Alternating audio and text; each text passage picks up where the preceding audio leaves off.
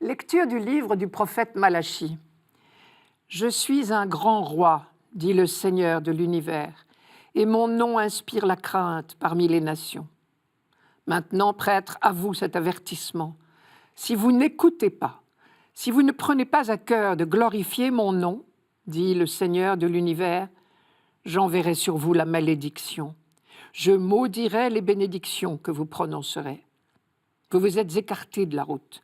Vous avez fait de la loi une occasion de chute pour la multitude. Vous avez détruit mon alliance avec mon serviteur Lévi, dit le Seigneur de l'univers. À mon tour, je vous ai méprisé, abaissé devant tout le peuple, puisque vous n'avez pas gardé mes chemins, mais agi avec partialité dans l'application de la loi. Et nous, n'avons-nous pas tous un seul Père? N'est-ce pas un seul Dieu qui nous a créés? Pourquoi nous trahir les uns les autres, profanant ainsi l'alliance de nos pères? Malachie accumule les reproches. Les prêtres, le peuple, tout le monde se fait rappeler à l'ordre. Les prêtres sont accusés de détruire l'alliance. Les laïcs de la profaner. Chose intéressante tout de même, ce n'est pas le même mot. Cela veut dire au moins que les responsabilités se situent à des niveaux différents. Déjà, à entendre le ton violent de ce texte, on peut deviner un peu le contexte. Nous sommes au 5e siècle avant Jésus-Christ, probablement vers 470. Depuis le retour de l'exil à Babylone, on assiste à un relâchement moral et religieux, c'est-à-dire tout le contraire de ce qu'on aurait imaginé. De loin, en exil, on avait imaginé ce retour. Retour au pays, mais surtout retour à la vie de foi, de prière et de fraternité, qui était l'idéal de l'alliance proposée par Dieu. Dieu, lui, n'a pas changé, dit Malachie. Il commence son livre par ces mots « Je vous aime, dit le Seigneur » et aussi « Je suis Père ». Sur cette base, le prophète rappelle au peuple d'Israël, prêtres et laïcs, les exigences de la fidélité à un tel amour. Les prêtres sont les serviteurs de la parole, donc ils doivent l'annoncer sans la dénaturer. Leur fidélité à l'alliance de Dieu se vérifie dans leur fidélité à annoncer cette parole. Si on en croit ce texte, les prêtres contemporains de Malachie méritaient un sévère rappel à l'ordre. Quant au peuple tout entier, c'est dans la qualité des relations mutuelles qu'il vit sa fidélité à l'amour paternel de Dieu. Et il est très intéressant de voir, comme dans un livre extrêmement court, Malachie dit les 3 points les plus importants de la foi juive. Premièrement, Dieu est Père.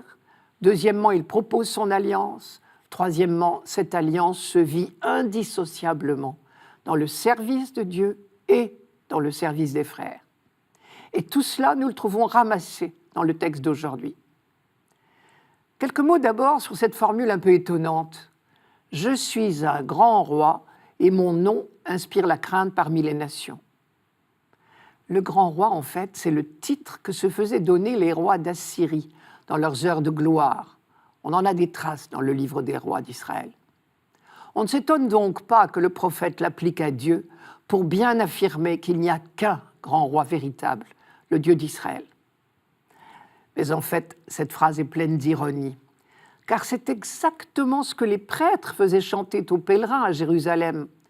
Des phrases comme « Le Seigneur est roi à tout jamais » étaient habituelles dans les psaumes, ou encore « Le Seigneur est roi, que les peuples tremblent. Le Seigneur est grand dans Sion, et il domine tous les peuples.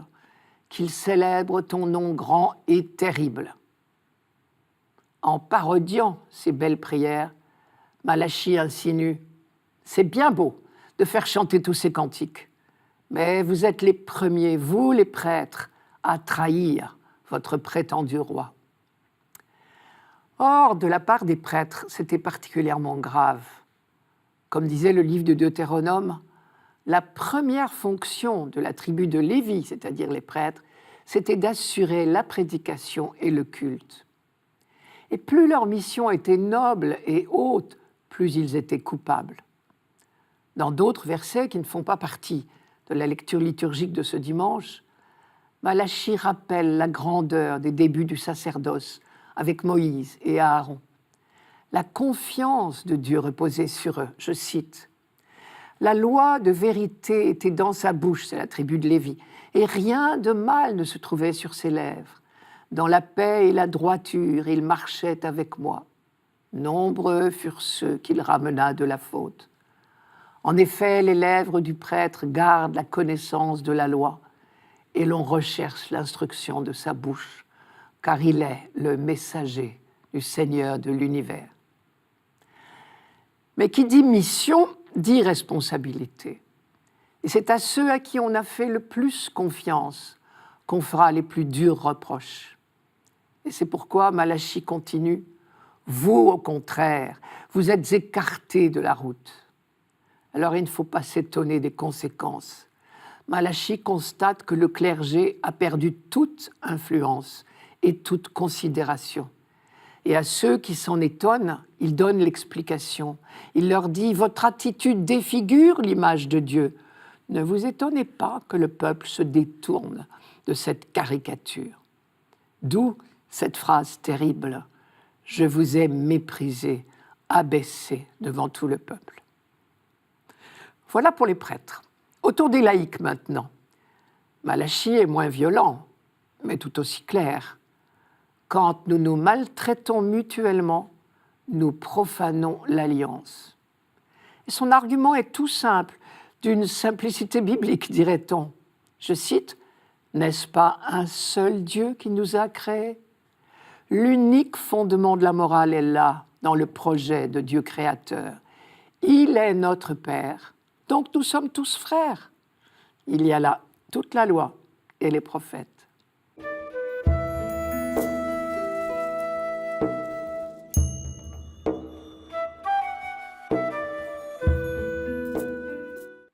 Psaume 130.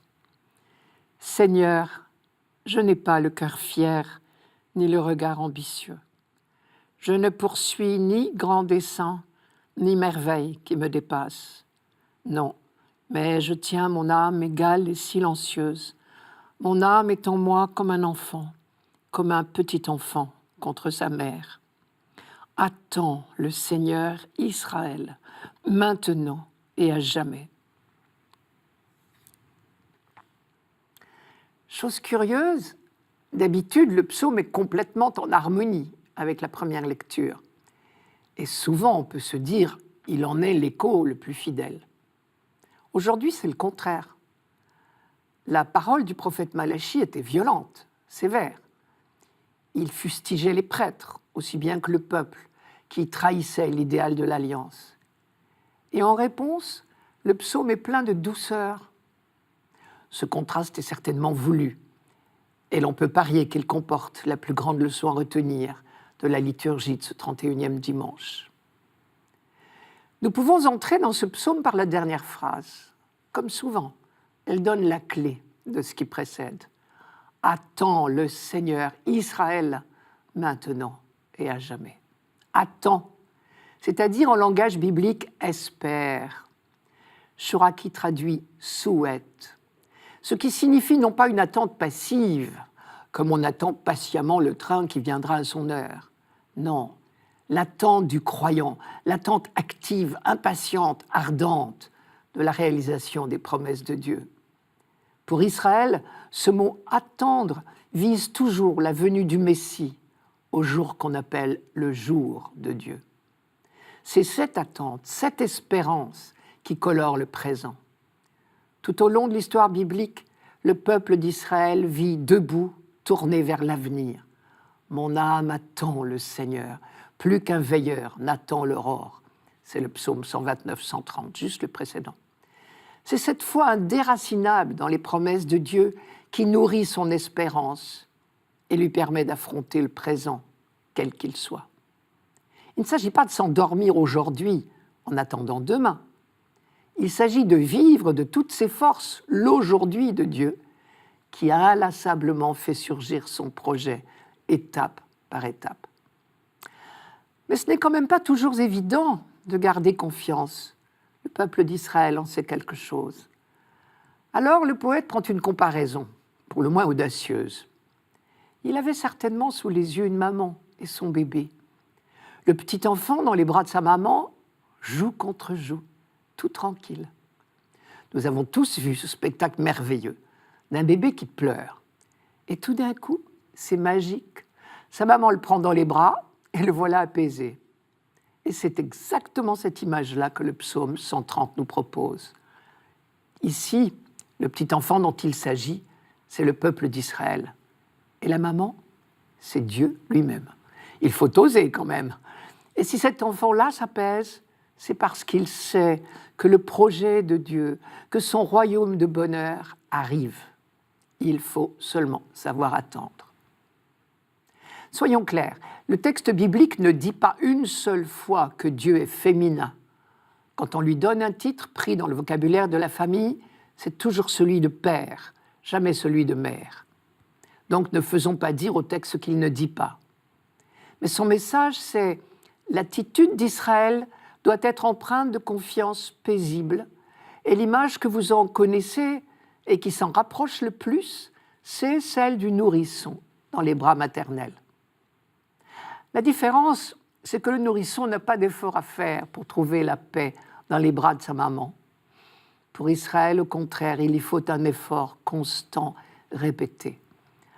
En hébreu, l'expression « je tiens mon âme égale et silencieuse » traduit un effort résolu pour apaiser les mouvements d'angoisse. Évidemment, si le psalmiste a eu besoin d'inventer cette comparaison rassurante, c'est justement parce que cela n'allait pas de soi. Pour en arriver à cet abandon humblement accepté, le mot « abandon » le dit bien, il a fallu renoncer à tout rêve de grandeur. Seigneur, je n'ai pas le cœur fier, ni le regard ambitieux. Je ne poursuis ni grand dessein, ni merveille qui me dépasse. Ce psaume assez récent, assez tardif, il date probablement d'après l'exil, traduit une nouvelle étape spirituelle en Israël. Tout rêve de grandeur évanoui, on s'émerveille seulement d'être le peuple aimé de Dieu. Pourtant, les rêves de grandeur, les merveilles de Dieu faisaient très normalement partie de la foi d'Israël. Le mot « merveille » évoque inévitablement les prodiges de l'Exode. Les grands desseins, les heures de gloire faisaient habituellement partie des promesses des prophètes. En renonçant à tout rêve de grandeur et de domination politique, Israël découvre son nouveau rôle de témoin de Dieu au milieu des nations. Non plus un Dieu de puissance et de gloire, mais un Dieu de tendresse. Dieu a lentement, patiemment mené son peuple jusqu'à cette ultime étape spirituelle. Il a fallu des siècles pour découvrir son vrai visage. Tant qu'on imaginait un Dieu marchant à la tête des armées, on ne pouvait envisager son salut qu'en termes de victoire politique et de domination universelle.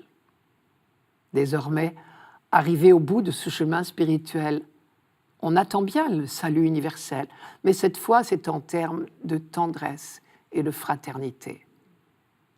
Et là, on comprend mieux alors ce contraste que nous avons relevé plus haut entre la lecture de Malachie et ce psaume. Le prophète se montre sévère et même violent envers des prédicateurs indignes de leur mission. Le psaume apporte une conclusion, un peu comme si l'on disait à ces prédicateurs « Voilà les sentiments qui devraient vous habiter.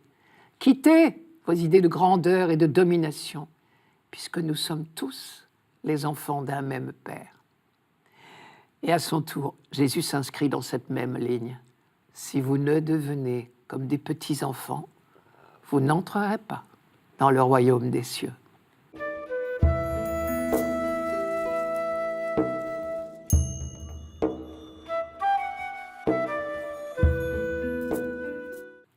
Lecture de la première lettre de saint Paul apôtre aux Thessaloniciens. Frères, nous avons été pleins de douceur avec vous, comme une mère qui entoure de soins ses nourrissons. Ayant pour vous une telle affection, nous aurions voulu vous donner non seulement l'évangile de Dieu, mais jusqu'à nos propres vies, car vous nous étiez devenus très chers. Vous vous rappelez, frères, nos peines et nos fatigues. C'est en travaillant nuit et jour pour n'être à la charge d'aucun d'entre vous que nous vous avons annoncé l'évangile de Dieu. Et voici pourquoi nous ne cessons de rendre grâce à Dieu. Quand vous avez reçu la parole de Dieu que nous vous faisions entendre, vous l'avez accueillie pour ce qu'elle est réellement, non pas une parole d'homme, mais la parole de Dieu qui est à l'œuvre en vous, les croyants. Frères, nous avons été pleins de douceur avec vous. Le mot grec qui a été traduit ici par douceur n'est employé que 2 fois par saint Paul. La seconde dans la 2e lettre à Timothée. Je cite, « Le serviteur du Seigneur doit être doux envers tous. » C'est une recommandation à ceux qui exercent l'autorité. Douceur ne signifie donc pas mièvrerie. On dit bien quelle est la vertu des forts. D'ailleurs, l'image d'une mère qui entoure de soins ses nourrissons n'exclut pas la fermeté. Une vraie mère sait faire preuve d'autorité, au beau sens de ce mot, qui veut dire faire grandir. Cette image de la mère, Paul le pharisien, connaisseur des Écritures, l'a héritée de l'Ancien Testament. Nous l'avons entendu, par exemple, dans le psaume 130, qui nous est également proposé ce dimanche. Mais elle se trouve aussi dans des paroles d'Isaïe, par exemple. Je cite, « Car le Seigneur le déclare, voici que je dirige vers Jérusalem la paix comme un fleuve, et comme un torrent qui déborde la gloire des nations. Vous serez nourris, portés sur la hanche, vous serez choyés sur ses genoux. Comme un enfant que sa mère console, ainsi je vous consolerai. Oui, dans Jérusalem, vous serez consolés. » C'est Isaïe 66. Et comme une mère pleine d'affection, les apôtres ne délivrent pas seulement un message, ils se livrent eux-mêmes totalement, ayant pour vous une telle affection. Nous aurions voulu vous donner non seulement l'évangile de Dieu, mais jusqu'à nos propres vies. Pour que les Thessaloniciens ne soient pas privés de l'évangile, Paul et ses compagnons étaient prêts à donner leur vie. Et ce n'est pas qu'une image. On se souvient que la prédication de Paul, Silas et Timothée, dans toutes les villes où ils sont passés, et particulièrement à Thessalonique, a rencontré l'hostilité, la persécution et le risque de mort. Et c'est bien pour cela qu'ils ont dû quitter précipitamment cette jeune communauté de Thessalonique et qu'ils sont allés porter l'Évangile plus loin. On ne peut qu'être frappé, dans un passage aussi court, de l'insistance de Paul sur les expressions, l'Évangile de Dieu, la parole de Dieu. Nous voudrions vous donner l'Évangile de Dieu. Nous vous avons annoncé l'Évangile de Dieu. Je cite les versets l'un après l'autre. Vous avez reçu de notre bouche la parole de Dieu. Non pas une parole d'homme, mais la parole de Dieu. De cette insistance de Paul, il semble qu'on peut retenir au moins 3 choses. Premièrement, l'urgence d'annoncer la parole.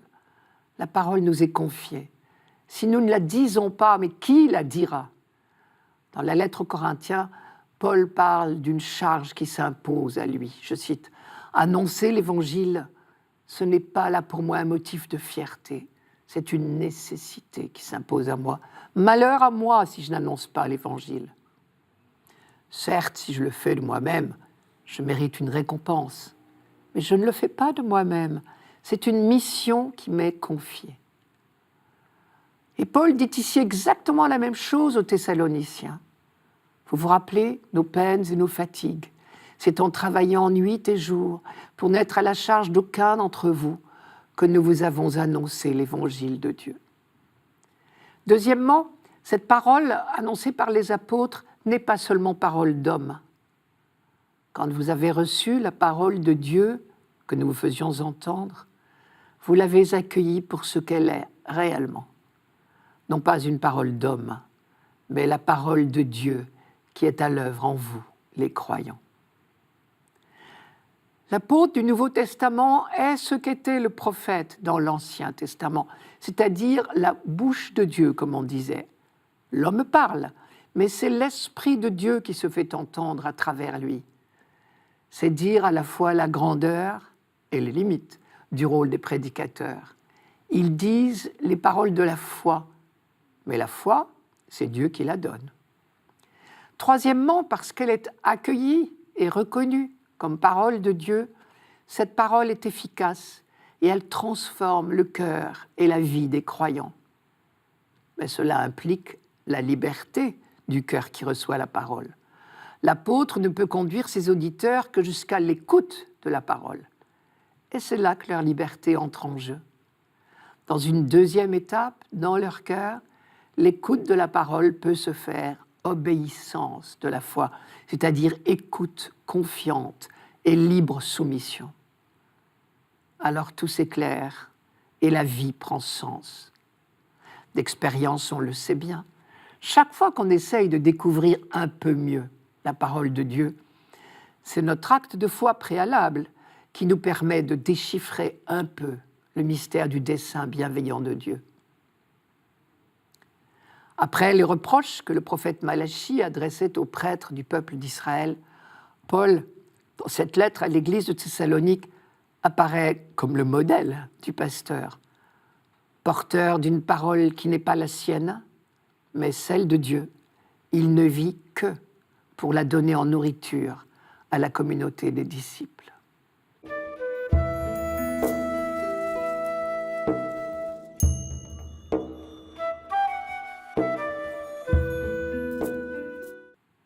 Évangile de Jésus-Christ, selon saint Matthieu. En ce temps-là, Jésus s'adressa aux foules et à ses disciples, et il déclara : « Les scribes et les pharisiens enseignent dans la chair de Moïse. Donc, tout ce qu'ils peuvent vous dire, faites-le et observez-le. Mais n'agissez pas d'après leurs actes, car ils disent et ne font pas. Ils attachent de pesants fardeaux difficiles à porter, et ils en chargent les épaules des gens, mais eux-mêmes ne veulent pas les remuer du doigt. Toutes leurs actions, ils les font pour être remarqués des gens. Ils élargissent leurs phylactères et rallongent leurs franges. Ils aiment les places d'honneur dans les dîners, les sièges d'honneur dans les synagogues et les salutations sur les places publiques. Ils aiment recevoir des gens le titre de rabbi. Pour vous, ne vous faites pas donner le titre de rabbi, car vous n'avez qu'un seul maître pour vous enseigner, et vous êtes tous frères. Ne donnez à personne sur terre le nom de Père, car vous n'avez qu'un seul Père, celui qui est aux cieux. Ne vous faites pas non plus donner le titre de Maître, car vous n'avez qu'un seul Maître, le Christ. Le plus grand parmi vous sera votre serviteur. Qui s'élèvera sera abaissé, qui s'abaissera sera élevé. » On pourrait appeler ce texte « les pièges de l'autorité » ou « conseil aux autorités » si vous préférez. Qu'il s'agisse des parents, des autorités religieuses, dans n'importe quelle religion d'ailleurs, ou des autorités politiques ou autres. Les pièges ou les travers sont les mêmes. Ici, Jésus les a tous rassemblés en un seul portrait, qui devient du coup caricatural. Bien évidemment, aucun pharisien ne répondait à ce portrait robot. Au contraire même, les pharisiens, dans leur ensemble, étaient des gens très respectables, soucieux d'être fidèles à l'alliance de Dieu. Et l'exemple de Paul, le pharisien qui pouvait se vanter d'observer scrupuleusement la loi, est là pour le prouver. Mais l'important était la leçon que Jésus voulait dégager pour ses interlocuteurs, qui étaient, d'après ce texte, la foule et les disciples. Car après ce portrait, Jésus va dire « pour vous,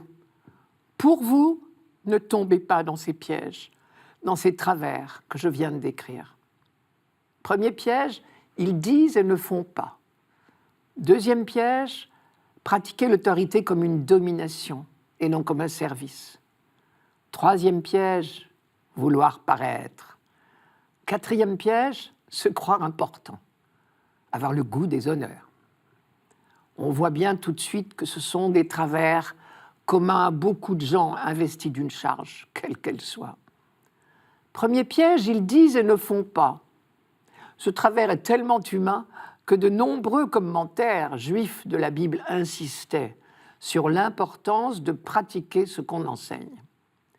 Deuxième piège, pratiquer l'autorité comme une domination et non comme un service.